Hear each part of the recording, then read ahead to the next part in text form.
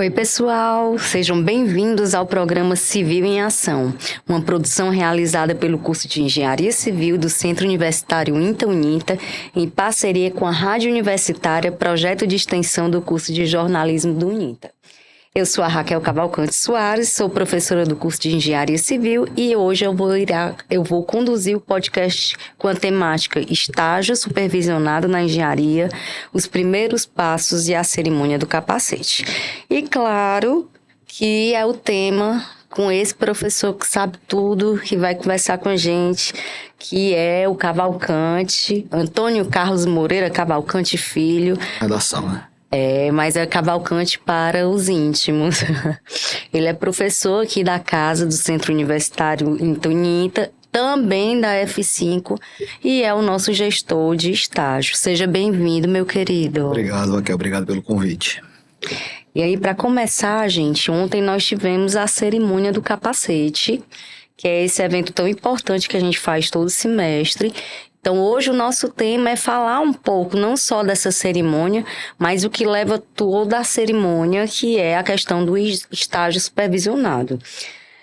Cavalcante, o que é que você acha? Qual é que você acha a relevância que tem o estágio supervisionado na formação do engenheiro civil? O que é que você acha que, por exemplo, a prática, na experiência prática, em canteiros de obras ou escritórios, ela vai complementar o conhecimento teórico que o aluno adquire em sala de aula?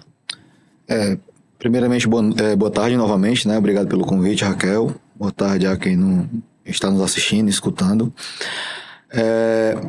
O estágio, ele tem uma extrema importância em todas as áreas, né, de formação. Vou falar um pouco sobre a engenharia civil, né?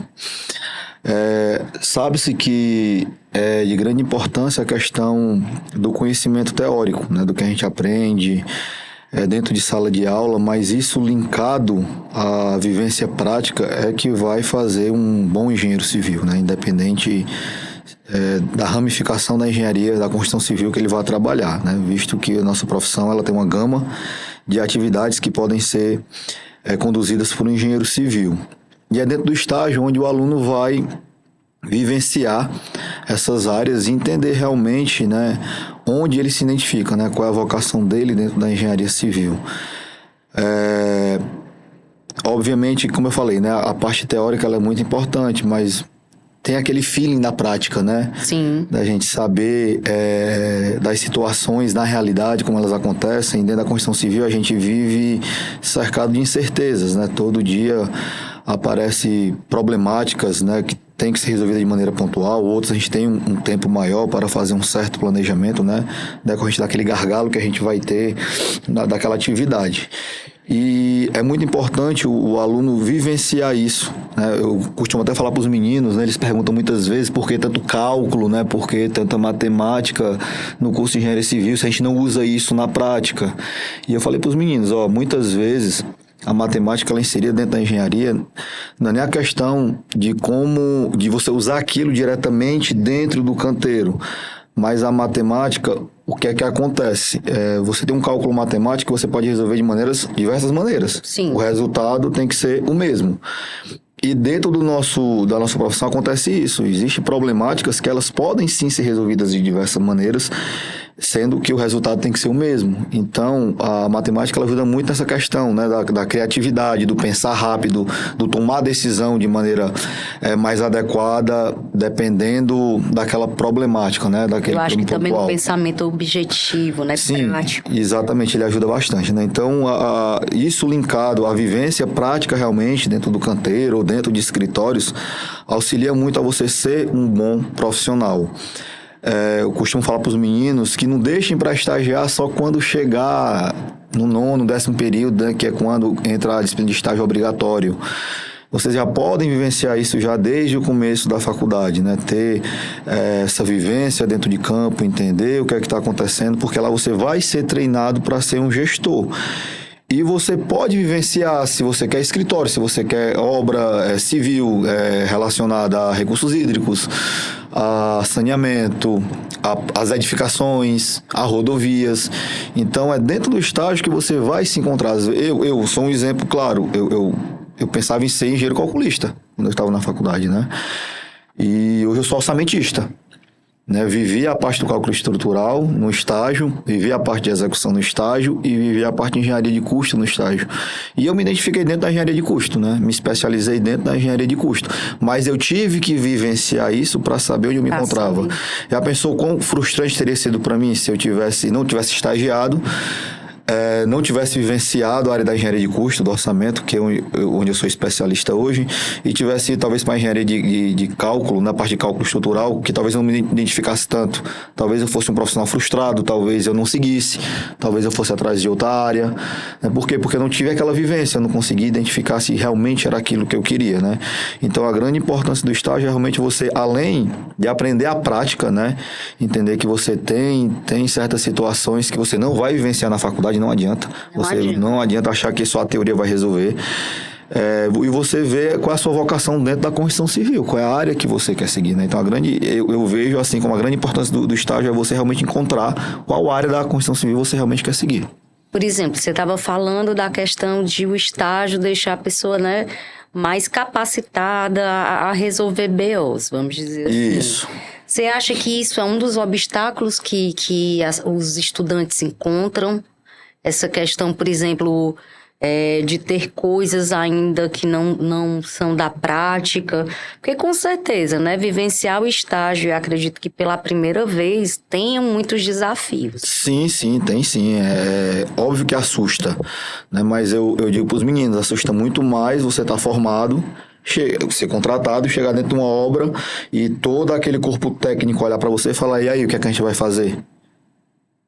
Agora você não tem mais um supervisor para estar lhe auxiliando, não, é você e você. E se você e ainda vai responder. Não tiver entrega, você é demitido, ninguém vai lhe segurar lá dentro da empresa. E outra coisa, a sua palavra é a final, você vai estar assinando aquele projeto, aquela execução, é o que você falar e ponto final. Então, se você não tiver vivenciado isso dentro do estágio, onde você ainda pode errar, porque você tem um supervisor para estar lhe auxiliando, lhe orientando, quando chegar na sua vez de tomar a decisão, vai ficar um pouco mais complicado, né? Você acha que é isso que mais pedem, por exemplo, relacionado à técnica, comportamento do estudante, ser resolutivo? Sim. Um grande problema que eu vejo hoje, que eu tento tratar com os meninos dentro de sala de aula, é exatamente essa questão deles não terem esse poder na tomada de decisão. Sabe? Esperam muito ordens, faz isso, faz aquilo, não ter proatividade. Como você falou, a gente, dentro da construção civil, a gente é resolvedor de BO. A gente está lá para resolver problema, porque se a obra ela anda 100%, com o pedreiro, com o servente, com o mestre de obra, não vai precisar do engenheiro. Com certeza. Então, assim, a gente vai estar lá para otimizar o serviço, para deixar uma obra mais barata, para conseguir entregar no prazo, para dar uma satisfação para o cliente, onde ele está gastando dinheiro, onde ele pode economizar, e tudo isso linkado à qualidade do serviço. Não adianta eu entregar uma obra barata e sem qualidade. Então, geralmente eu digo que a construção civil ela fica apoiada nesses 3 pilares, né?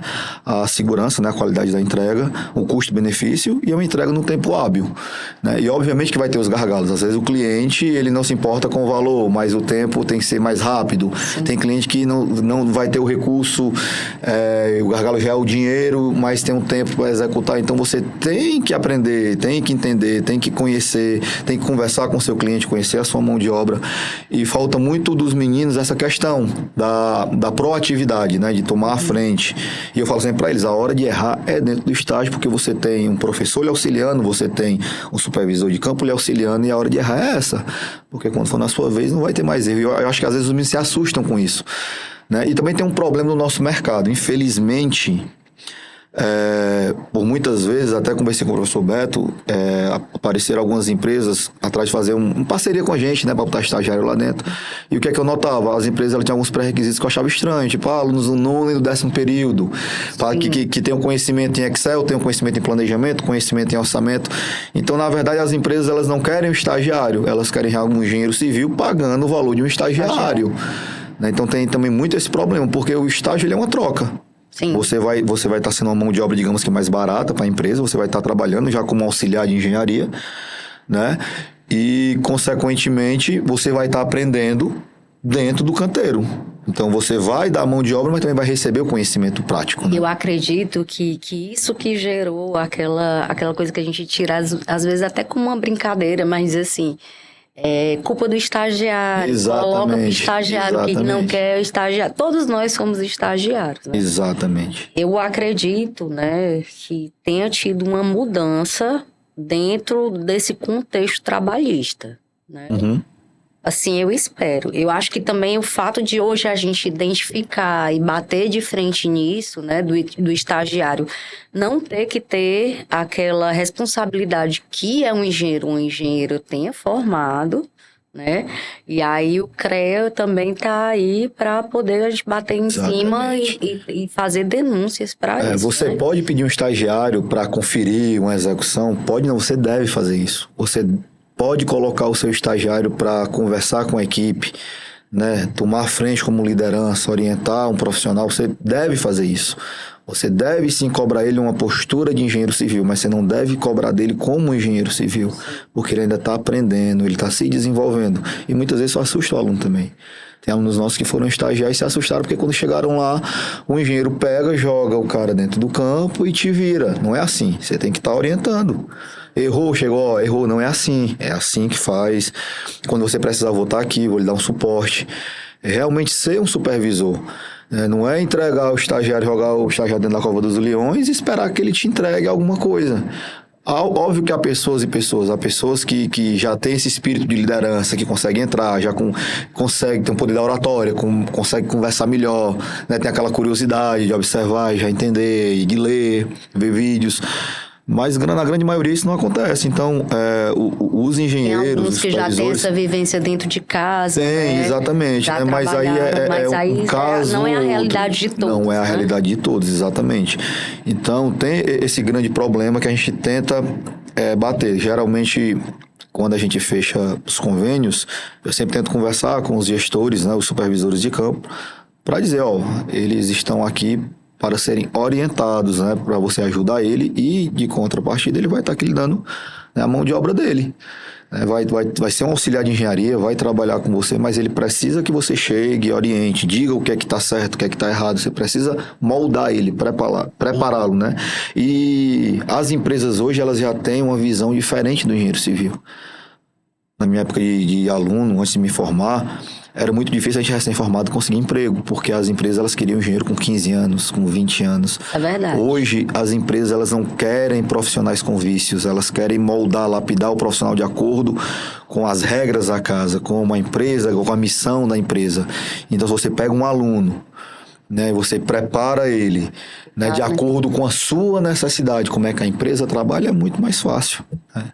Isso eu ia te perguntar até, exemplos, porque eu sei que muitos dos nossos alunos, inclusive na sua empresa, né, a gente já fez esse podcast conversando, mas muitos dos alunos que foram para o estágio acabaram sendo contratados por essas empresas. Exatamente. E eu queria que você falasse um pouco, assim, desses alunos que você... Pronto, eu tenho já está há alguns uma anos, construtora, né, como você acabou de citar, e eu sou barrista mesmo.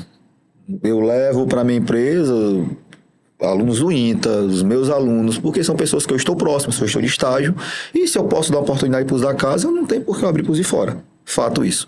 Certo? Sou barrista mesmo, eu quero os meus comigo. Sim. Né? E eu tive grandes experiências, né? Desde que eu comecei a empresa, passaram 3 alunos que eram alunos, né? Entraram como estagiário, se formaram, ficaram como engenheiro na empresa e alçaram voos maiores, né? Tem uma Lawanda, que hoje ela trabalha nos suprimentos aqui do INTA, né? Que foi a primeira estagiária que eu tive. Tem o Luan, que hoje está no pré-A, ganhando 3 vezes o que eu pagava para ele, trabalhando para a empresa de São Paulo. Tem o Natan, que hoje está no meio do mundo aí também tocando obra. Então, assim, os meninos começaram ali verdinhos, sem entender muito bem, e obviamente que eu cobrava deles, sim, como engenheiro, mas eu sempre chegava, aqui assim, assim, assado. Vá sem medo, não tenha medo de errar não, vou estar aqui para dar um suporte. Eu sempre tentava auxiliar de alguma maneira. Eu lembro que quando o Luan veio veio trabalhar comigo, o Luan mal falava. Eu lembro que eu levei o Luan para uma reunião com o cliente, onde o Luan montou o orçamento, eu só revisei. E eu falei, hoje você que vai apresentar o orçamento para o cliente. Ele, não, vá que eu vou estar do seu lado, vou lhe dando suporte, eu vou complementando. Eu lembro ele chegando, se tremendo, nervoso, né? E o que é que aconteceu? O Luan, antes de sair da empresa, ele tocava reunião com o cliente sozinho. Não precisava passar nada por mim. O Luan tinha carta branca para fechar orçamento pela empresa. Né? Chegava, ele que montava os orçamentos, ele que levava e apresentava, ele marcava reunião com o cliente, ele que chegava para a mão de obra e falava, não quero desse jeito, quero daquele jeito. Essa atividade não vai ser mais feita assim, vai ser feita assim. Ele tomou a frente e foi se desenvolvendo, foi se destacando e hoje está aí numa grande empresa, né? E assim, uma das coisas que eu queria até pontuar é o fato de... Quando falavam, por exemplo, da Lawanda, né? Uhum. Que a Lawanda tinha a moral lá, ela que mandava, que fazia. Exatamente. E eu acho interessante a gente ressaltar esse ponto, porque, por exemplo, existem muitas mulheres que ainda têm aquele receio da engenharia civil por achar que não é um espaço para mulheres ou até porque os homens, né, no geral, poderiam barrar isso. Pronto. Eu, por exemplo, eu fiz o curso de inspetora de soldagem e colocavam muito medo, porque tinham pouquíssimas mulheres nessa área quando eu fiz S1. E aí dizia assim, é porque você vai para campo só com homens. E aí a gente via que a realidade era completamente diferente, né? Que às vezes você encontrava, claro que a gente não está dizendo que isso também não é uma realidade, né? Você ter aquela coisa, o machismo e tudo, mas que a gente ainda... Que bom que a gente tem exemplos muito bons, né? De acolhimento feminino e de espaço e tudo. Mudou bastante. Na minha época de aluna, na minha turma foram 39 formados, foram 4 mulheres apenas, e das 4 apenas uma atua, que é até a Tereza Dávila, Sim. Que hoje faz parte do CREA Mulher, né? Mas eu vou te falar uma coisa, Raquel, eu tive muito mais surpresas positivas com mulheres na engenharia do que com homens, por incrível que pareça. Mesmo sendo um ambiente muito machista, as meninas souberam se sobressair. Eu tive a Lawanda, eu tive a própria Geisa como arquiteta que se impõe respeito realmente, porque sim, tem as brincadeirinhas e tudo, mas... Quando se impõe, muitas vezes o pessoal entende que, e já recua, né? A Lawanda sempre teve uma postura muito, muito séria, não era de estar mostrando os dentes. Eu sei que é mais complicado para a mulher, né? Tipo, eu chegar dentro de uma obra brincando com os meninos é diferente de uma mulher chegar. Então, assim, elas já entendem isso já quando elas chegam no canteiro. Hoje eu tô com a Adelane também nossa aluna, tá estagiando comigo, e do mesmo jeito, sabe? Ela tem uma postura onde os meninos respeitam ela, e quando ela chega que ela pede, ela é respeitada, ela é escutada. E mérito das meninas, né? Sim. Que souberam se comportar nesse meio, porque realmente é um meio muito machista. E muitas vezes não é levado a sério por conta disso, porque infelizmente a construção civil, ela é um ambiente ainda muito... Eu acho que mais do que se comportar, né? Mas mostrar que elas vinham com muita competência e sabiam que estavam fazendo, porque muitas vezes, cansei de ver engenheiras que tinham conhecimento, que sabiam, mas se sentiam acuadas por conta do ambiente. Sim. Né? E tinham medo de falar, tinham medo de chegar para um mestre de obra, para um pedreiro, para um engenheiro, para um servente e corrigir. Né? Tinham esse medo. Hoje não, eu noto que as meninas se impõem mais. Mas o primeiro ponto é exatamente esse de deixar claro, né, que elas estão ali não como figura feminina, elas estão ali como a gestora da obra, a responsável pela obra, né? Eu sei que é difícil, é muito difícil. Para o homem acaba se tornando um pouco mais fácil, sim. Mas eu tive surpresas muito positivas nos últimos anos, né? Não só dentro da minha empresa. Que você ainda tem muito mais. Em visitas que eu fiz a outras empresas. Você hoje vê mulheres na posição de gestão dentro de grandes construtoras, coisa que você não via antigamente. Né? Eu acho que eu já está um pouco mais aceito. Eu acho que até a própria mão de obra ela já consegue respeitar um pouco mais. Né? Sim, ainda tem alguma resistência ainda tem um certo, né, preconceito, mas a postura das meninas dentro da construção civil auxiliou bastante, ajudou bastante. Né, essa questão de ter um respeito, né, da questão da mão de obra, que muitas vezes eu até converso com as meninas, você não é obrigada a aceitar certos tipos de situações, mas eu sempre deixo claro para as meninas que Infelizmente, a gente está trabalhando com pessoas que não tiveram a mesma oportunidade da gente de estudar, né? Que a gente não sabe qual foi o ambiente que essas pessoas foram criadas.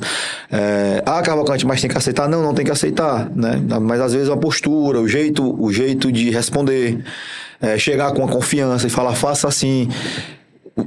Você não precisa estar gritando para impor respeito. Eu noto que a Lawanda ela impôs respeito como? Mostrando que sabia, trazendo os meninos para perto dela, chegando e perguntando, essa situação eu planejei para ser desse jeito. Você acha que dá certo de outro jeito? Vamos conversar aqui, vamos. E a partir disso os meninos foram entendendo que ela era uma profissional, que ela tinha conhecimento e, né, começaram a enxergar ela e respeitar. Né? E eu passo muito por isso, né? Eu passo muito por isso, Raquel. Há uns 2 meses atrás, eu tive uma situação onde tive um profissional que ele faltou, né? E foi descontado, né? Por ser carteira assinada, foi descontado a tarde de trabalho dele.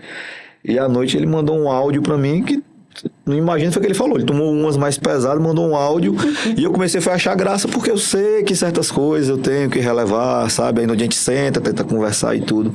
Mas é um ambiente complicado, mas depois que a gente entende, né, algumas coisas, é um pouco mais tranquilo de saber lidar, né? Agora passando para a cerimônia do capacete, né? Como que a gente teve ontem. A gente falou ontem muito sobre esse significado, né? Quando a gente fala da questão do estágio, de remeter isso ao capacete e os meninos utilizando esse EPI, eles terem essa maior responsabilidade, a gente quer passar essa visão.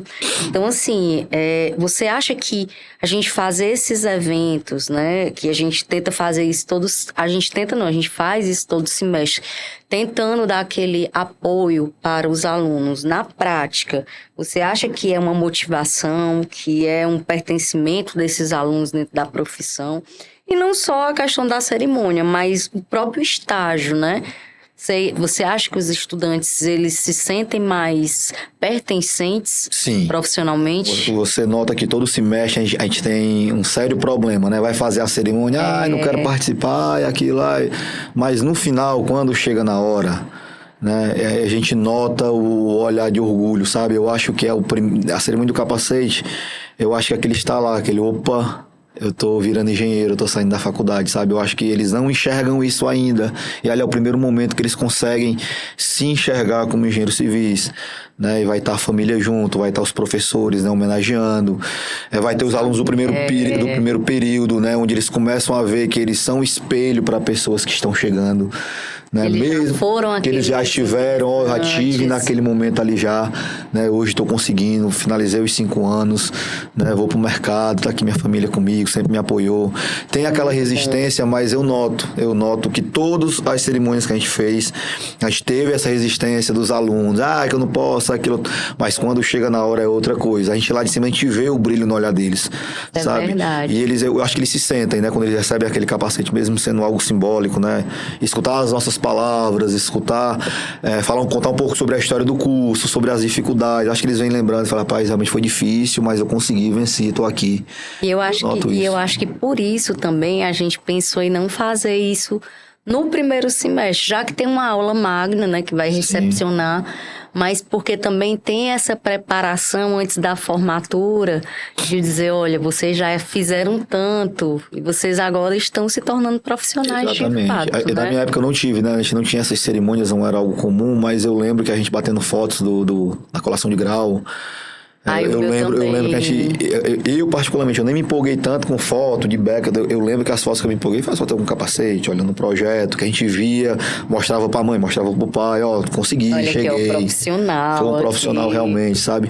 Eu sinto que eles têm uma resistência, mas no final eles gostam muito, sabe? Eu acho que ali, realmente, aquele momento ali é a virada de chave, onde eles não se enxergam mais só como alunos, começam a se enxergar como profissionais, sabe?